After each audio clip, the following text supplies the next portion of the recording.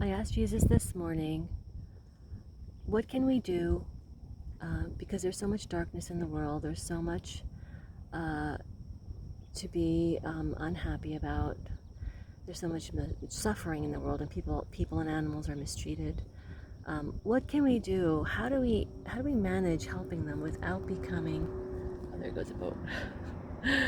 Without becoming dark ourselves. I find it.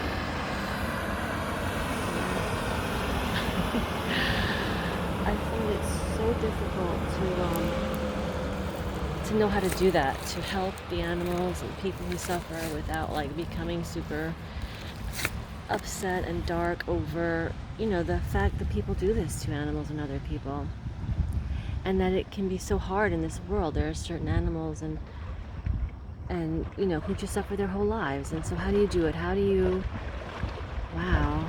there's the water.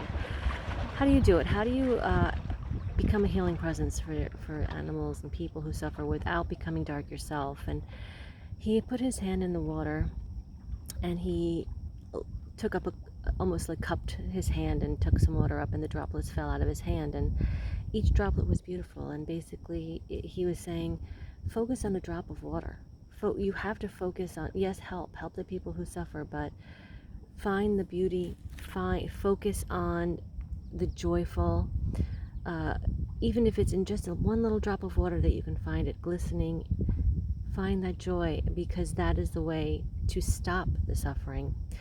Because when you walk into a place of suffering, if you're a healing presence, that's the way to stop the suffering. Because then you've brought a healing presence into a dark space. Now it can grow, it can become bigger, and it can grow, and it will change, and healing will happen. I also asked, what about these people who create the suffering? What about these people who run puppy mills and make money off of animals, just trapping them their whole lives and causing them to suffer? What about these people? I always wonder, like, if every human being has the same healing energy in them that Jesus has in him, how can someone do that? And Jesus showed me that there is no human on earth who does not have a spark of the divine in him or her. We all do. And people who allow suffering or who cause suffering, it's the tiniest ember, and they're not focused on it. They're not aware of it. So the more that they can become aware, and it's up to them. The choice. Look at how beautiful this water is. My word. The choice is theirs. It's up to each individual to come to the realization that being unaware of who we are causes suffering, is what causes suffering. When we are aware of who we are, when we focus on the beauty and the light within us, then we are able to experience the true joy of life, of living. I asked Jesus another question too, but now I can't focus because his water is so beautiful. Well, maybe that's what we should do, just focus on the beauty. That's the message, really. That's the message today. We choose what we focus on, and in order to become a healing presence like he is,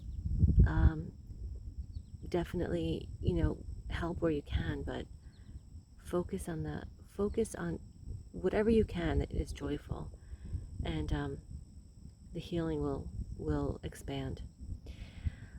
So that's the message for today. Sorry, I got it jumbled. Here's a beautiful flower, some beautiful flowers, beautiful sparkles in the water. Please like, subscribe, and comment, because that will help our community to grow. And my goal with this channel is to answer whatever questions you have for Jesus, to be a messenger for Jesus. So if you have questions that you would like me to ask, please leave them in the comments, and I will ask, and we'll see what comes up. That's it for now. I'll see you in the next one.